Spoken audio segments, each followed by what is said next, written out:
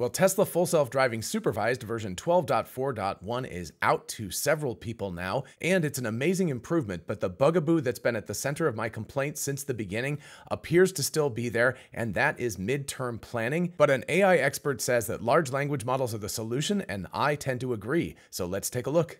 Hey y'all, it's Dr. Know-It-All. First of all, I have a very big announcement. I have a new channel, Dr. AI, that is going to be AI and robotics specific. Dr. Know-It-All will still touch on AI topics, but will remain Tesla and SpaceX centric. What is the reason for this, you might ask? Well, the reason is that YouTube's algorithm is really stupid, and in this last month, I published some AI specific topics that didn't have to do with Tesla, and it kind of blew up the algorithm, and all of a sudden I was getting like 1,000 views a video and things like that. So it clearly broke the algorithms. So I need to do something to help YouTube's stupid algorithm, so I've decided to split it off into two channels. I'm going to repost a few videos from Dr. Know-It-All onto Dr. AI. What I ask that you do is if you could please go over, I'll leave a link to one of the videos in the description. If you can just go over there, click the link, subscribe to the channel, hit the bell notification icon so you get all of that kind of stuff. If I can get over the hump of 1,000 subscribers pretty quickly, then YouTube respects the channel and I get the views that I need to start getting to make it a viable alternative to Dr. Know-It-All. So if you're on here for the AI robotics content and you are disappointed that I talk too much about Tesla,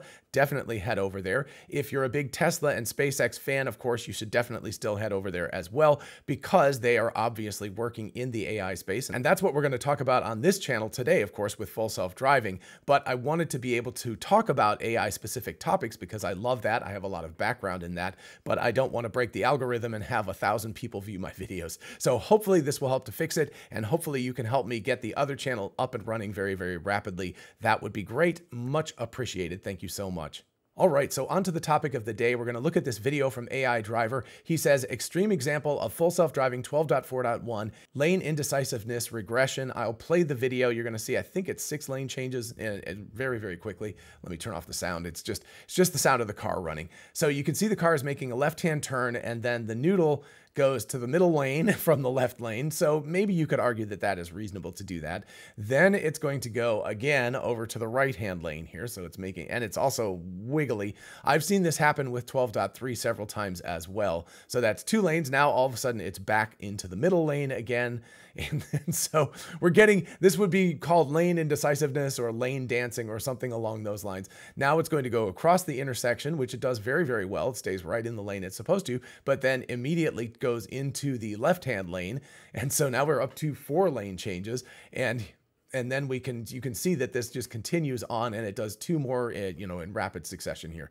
So again, going across the intersection makes a good, all these lane changes are fine. It's just, there's absolutely no reason for them because it's driving in a situation where it should just stay in one lane. There's no traffic, no reason for it to be dancing back and forth. So while this is clearly a regression in the new 12.4, which of course only a few people have at this point, and 12.3 got a lot better about this, 12.3 does still do some lane dancing where it goes back and forth.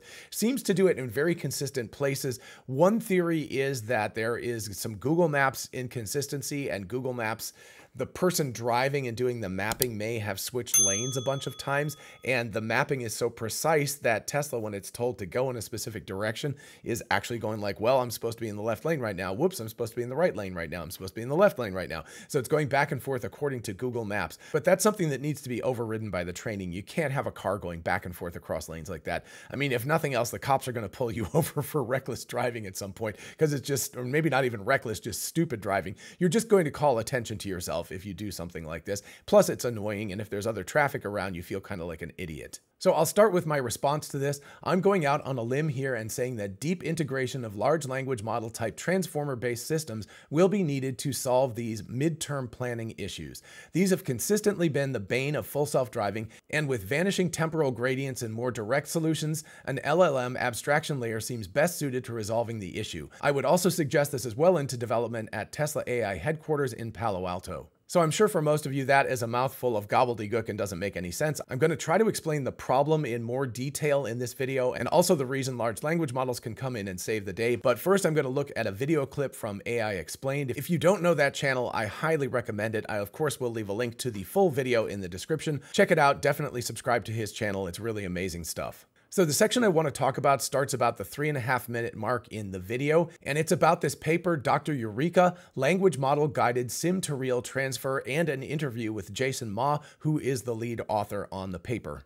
I've recently discovered I have significant issues with many of the pollutants right in my home, and it causes me a ton of phlegm and breathing problems. That's why I'm so happy I found today's sponsor, Neoplants, maker of NeoPX, the first bioengineered living air purifier. If you care about the air you breathe when you're working or just relaxing at home, then NeoPX is the perfect solution. Rather than buying an expensive, bulky, and power-consuming electric air purifier, you can use nature itself, supercharged by science, to purify the air around you. NeoPX was invented by PhD scientists to be up to 30 times more efficient at fighting indoor air pollution compared to regular houseplants, making it the perfectly quiet, living and breathing air purifier that also looks beautiful. NeoPX is a gorgeous, fully grown Marble Queen pothos plant. I mean, look at it, it's absolutely beautiful. That's great in low light. A self-watering planter that shows you when you need to water the plant, and the magic touch, Neoplant's bioengineered plant microbiome that eats harmful air pollution like volatile organic chemicals that can harm your health.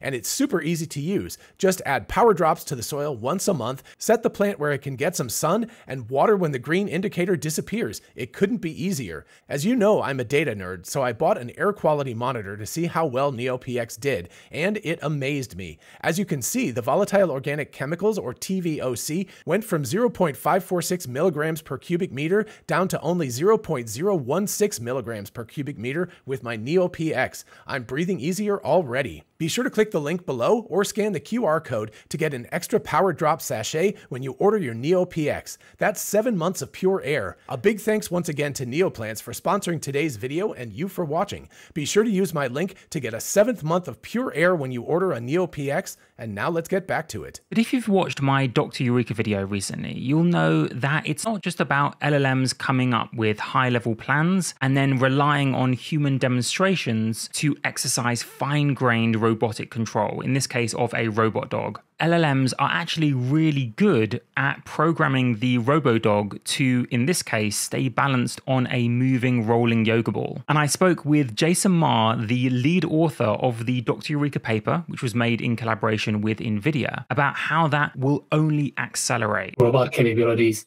will be bootstrapped by large language models. And I think that's the most interesting thing of using LM for robotics, honestly. Like, there's a lot of work in using large language models for robotics in the high-level planning category. Like, you'll plan the sequence of tasks the robot needs to do. But I think fundamentally, the bottleneck for robotics is still like the low-level physical control, right? The LM can tell the robot to cook some food, but if the robot can't even pick up a knife properly, it's not going to work. But I think a lot of Eureka line of work, where my work is focused on how do we use this highly capable reasoning, coding, text models, multimodal models to supervise the low-level learning. So the robots can do the very complex tasks in the first place. And I think that will only accelerate. So Jason here talks about 2 different levels of large multimodal models, or LMMs as I like to call them. He, like everybody else, calls them multimodal LLMs, but I think that's just too much of a mouthful. They're large multimodal models now, not just large language models anymore. They take in video, they take in audio, they take in text, they take in pictures, they can output pictures, they're starting to output video and stuff. By the way, on my Dr. AI channel, I'm going to do a video on Kling soon.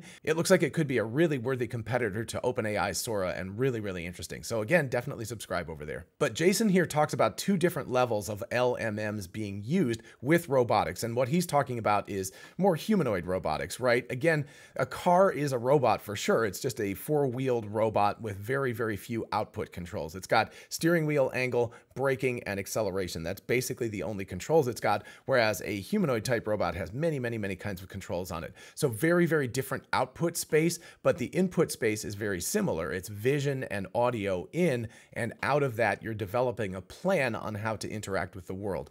So first of all, we've got the lower level control, and that's things like tokenizing reality. This is something Google DeepMind has been working on with their RTX programming language. It basically tokenizes moves. So if I want to go pick up this cup and I want to, shake it in front of the camera and stuff like that, what a robot would do, instead instead of being like, change the angle to this, change the angle to this, at this microsecond, change the angle to this, all of that kind of stuff, it can talk in a more tokenized sort of language. It's like, move through space with your arm kind of a thing. Now, it's an internal robotic language. Again, something that I want to talk about on the other channel. I'd actually love to talk with Matthew Berman if I could do that, because I think you're dead on about future programming languages. But anyway, this sort of tokenized version of reality at a low level is very, very important and super important to robots like Optimus and stuff. It's not quite as important for a car because cars have so few output controls that you can do it in a little bit more of a statistical manner. It's like, I want the accelerator pressed down this much, and I want the steering wheel turned this much.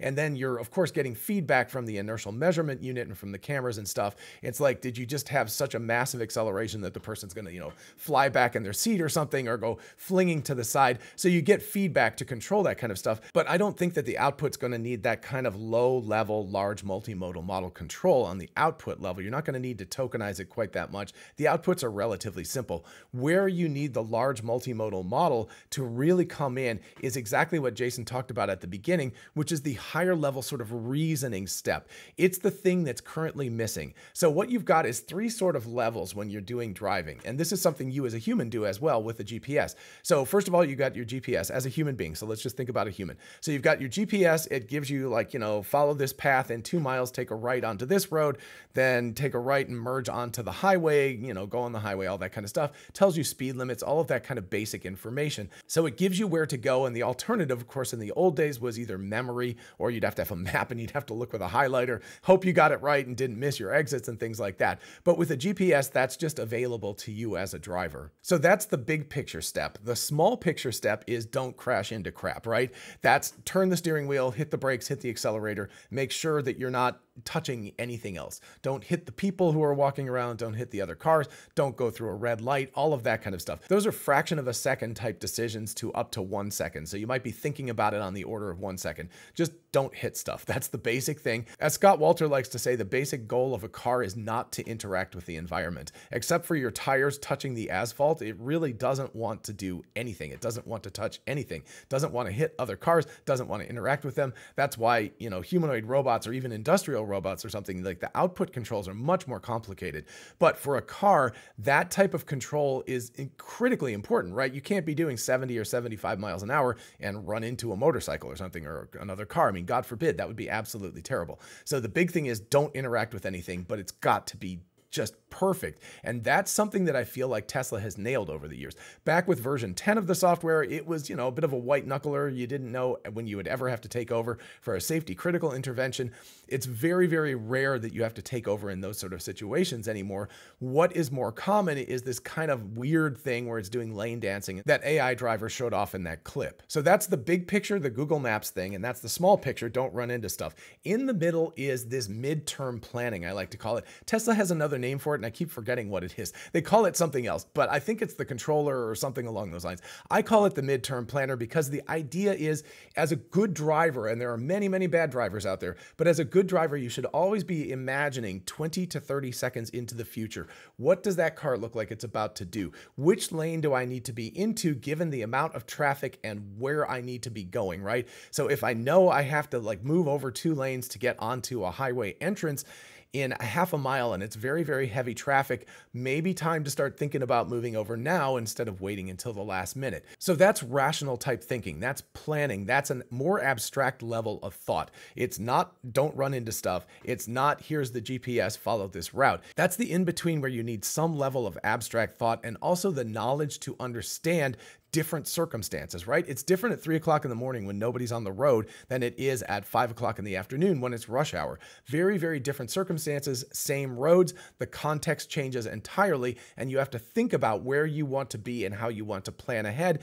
and how you want to not hit people and things like that very, very differently at 5 o'clock in the afternoon instead of 3 o'clock in the morning. At 3 o'clock in the morning, mostly it's just free driving, at least most places. go where you want to go, all that stuff, but just be careful about weird pedestrians walking out or deer jumping into the road or things like that. So it's more along the lines of like, it's very easy to drive, no problem, just get over when you need to get over. And the safety aspect at 3 o'clock in the morning is very sparse, but very, very crucial. So you might be driving faster because there's not so much rush hour, which means you don't have really a chance of a fender bender. But if a deer jumps out and you're in front of your car, or God forbid, a person comes out in front of your car, it could be very devastating to the car and of course to that person or that animal. At 5 o'clock in the afternoon, on the other hand, you know, the chances are you're going to have a fender bender or something. You're going to be going very slowly. If you don't pay attention and the other car stops really quickly in front of you, you hit them or something. And it's like, it's a bad day, but not quite in the same way that hitting somebody at 45 or 50 miles an hour is. So with all that in mind, let's turn back to my repost and see if we can make some sense out of this. Sorry, I kind of compressed it for the post. Anyway, I'm saying that deep integration of large multimodal models, I said LLMs just because people don't understand what LMMs are, but large multimodal model type transformer-based systems will be needed to solve these midterm planning issues. So the midterm planning, again, is that 20 to 30 seconds. The problem with the microsecond to microsecond decision-making process is, number one, it doesn't really have a higher level abstract thinking. It's just don't run into stuff, right? Which is great. It's very necessary, but it's not going to plan things out ahead of time. It's just thinking like just fraction of a second to fraction of a second.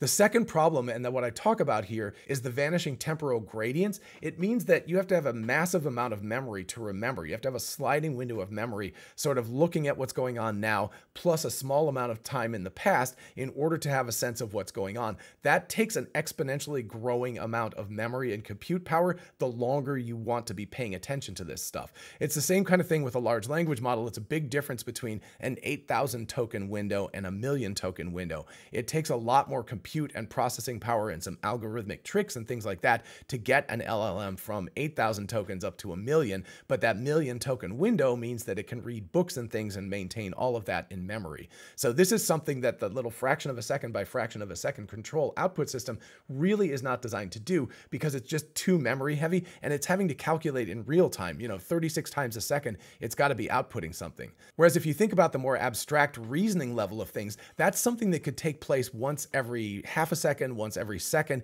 It can be on that order, which is much more leisurely for a computer. It's the same kind of thing you would do too. You're always going like looking around and you're going like, don't hit things, right? Usually unconsciously. That's not something after you learn to drive that you think about too much.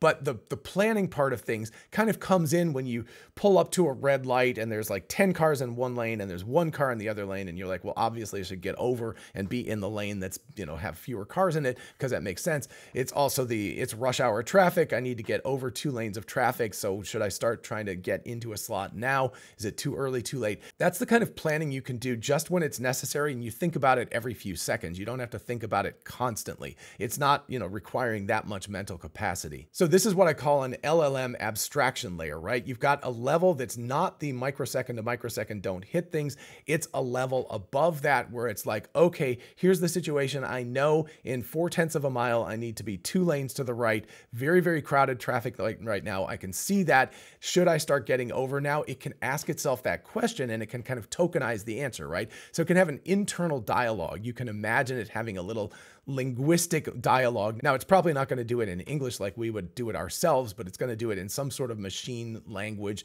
that maybe it develops itself. Another interesting topic that I will talk about on my other channel as well. But that internal debate and internal planning is exactly what we need. The thing needs to be going like, am I in the correct lane right now? Does it make sense? And then all of a sudden, if it goes like, hey, I should be going into the other lane, that's where the LMM can come in and go like, really, should I be in the other lane right now? And maybe, I don't know why. Maybe it's a Google Maps or something like that, like I said, and the person just was in the other lane. And so Google Maps kind of like flags it and says, go into the left lane right now. The car can then rationally make a decision about that using the LMM. It can go like, is that a reasonable decision? There's no other traffic around right now. I'm driving straight for the next 5 miles.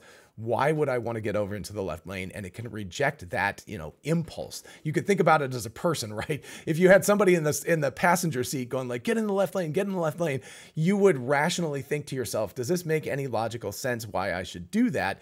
Maybe I should just stay in the lane I'm in. I don't need to move over a lane right now. So this is exactly where LMMs can come in. You've got the vanishing gradient problem. You've got the vanishing window, or call it exponential calculation explosion, whatever you want to call it. You've got a very limited temporal window that the control output thing can be working on right now, you don't really want to tax that any further. It's already kind of maxed out working on that. The navigation information is just information you've got, so you can't do an awful lot about that. But that internal intermediate area is exactly where a kind of language-based, idea-based system that can do reasoning is absolutely perfect. So that's why I ended my quote post by saying, I would also guess this is well into development at Tesla AI headquarters, because I really think it is. I think it would be, at least experimentally. I mean, maybe they looked at it and they decided that there was a better solution or something, but they certainly at least had to look at this over time. They had to go like, this is the right way to solve this problem.